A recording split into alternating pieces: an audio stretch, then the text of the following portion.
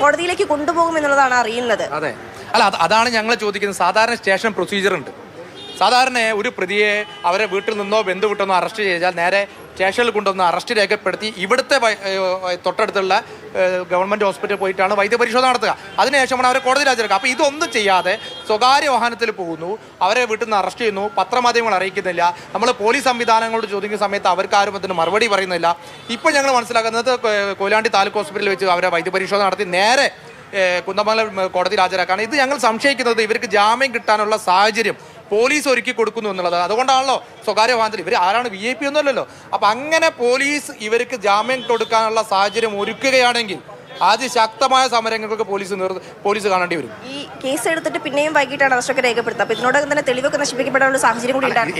അതാണ് ഞങ്ങൾ പറഞ്ഞത്. എന്തിനാണ് പോലീസ് ഇത്ര രഹസ്യമായി വെക്കുന്നത്? അവരെ മൊബൈൽ ശാസ്ത്രീയ പരിശോധനയ്ക്ക് രേഖപ്പെടുത്തണം, മറ്റു വകുപ്പുകൾ അത് പരിശോധിച്ചിട്ട് മറ്റു വകുപ്പുകളിൽ FIR കൂട്ടിച്ചേർത്തണമെങ്കിൽ അങ്ങനെ വകുപ്പുകൾ കൂട്ടിച്ചേർത്തണം. അപ്പോൾ അതൊന്നും നടത്താതെ സ്വകാര്യ വാഹനത്തിൽ അതിരഹസ്യമായി ഇവരെ കൊണ്ടുവരുന്നു, ഇവർക്ക് മെഡിക്കൽ പരിശോധന നടത്തുന്നു, ഇവരെ കോടതിയിൽ ഹാജരാക്കുന്നു എന്ന് പറഞ്ഞാൽ ഇവർക്ക് രക്ഷപ്പെടാനുള്ള പഴുത് മെഡിക്കൽ കോളേജ് സ്റ്റേഷനിലെ പോലീസുകാർ ഒരുക്കുന്നു എന്നുള്ളതാണ് ഞങ്ങൾ സംശയിക്കുന്നത്. അതുകൊണ്ട് അത്തരത്തിലൊരു നടപടിയുമായിട്ടാണ് പോലീസ് പോകുന്നതെങ്കിൽ അതിശക്തമായ സമരങ്ങൾക്ക് നിർത്തും. കോടതിയിൽ നിന്ന് ജാമ്യം കിട്ടുകയാണെങ്കിൽ പോലും നിങ്ങളൊരു പ്രതിഷേധത്തിലേക്ക് പോകാൻ അങ്ങനെയെങ്കിൽ പോലീസ് സ്റ്റേഷനിൽ ഇനി കാണാൻ പോകുന്ന സമരം പോലീസ് കാണും. അതിശക്തമായ സമരങ്ങൾക്ക് നേതൃത്വം കൊടുക്കും. കാരണം പോലീസ് ഇതുവരെ ചെയ്തത് മൊത്തം ദുരൂഹമാണ്. ഈ മരണത്തിന്റെ ആദ്യ ദിവസം തന്നെ അസ്വാഭാവിക മരണത്തിന് മാത്രമാണ് കേസെടുത്തത്.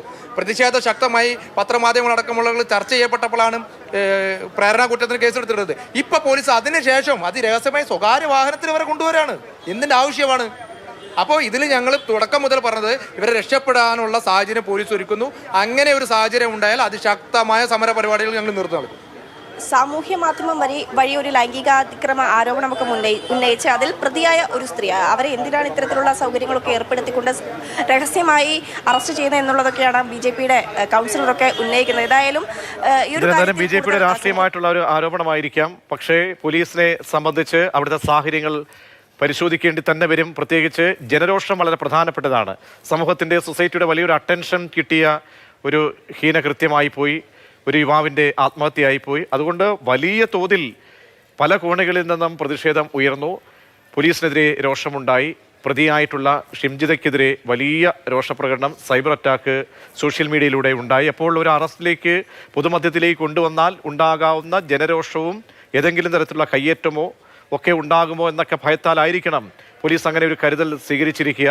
ഇപ്പോൾ അറസ്റ്റ് ചെയ്തിരിക്കുന്നു. ഈ സംഭവം നടന്ന് 4ാം നാളാണ് ഷിംജിത എന്ന പ്രതിയെ അറസ്റ്റ് ചെയ്യുന്നത്.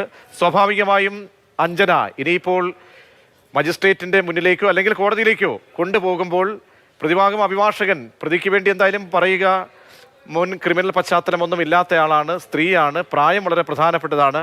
മാത്രമല്ല ആത്മഹത്യ പ്രേരണ കുറ്റം വരുമ്പോൾ അതിൽ മുൻകൂട്ടി അല്ലെങ്കിൽ ആസൂത്രിതമായിട്ടുള്ള ഒരു നീക്കവും ഉണ്ടായിട്ടില്ല. മാത്രമല്ല സ്ത്രീക്ക് വേണ്ടി വരുന്ന സുരക്ഷ, ആ സുരക്ഷ ഒരു ബസ്സിൽ അത് ലംഘിക്കപ്പെടുന്നു. അതുകൊണ്ടാണ് ഇങ്ങനെ ഒരു കൃത്യം അത് ചിത്രീകരിച്ചുകൊണ്ടൊരു തെളിവായി അത് സമൂഹ മാധ്യമത്തിലേക്ക് ഇട്ടു എന്നടക്കമുള്ള കാര്യങ്ങളായിരിക്കും വാദിക്കാൻ പോകുന്നത്.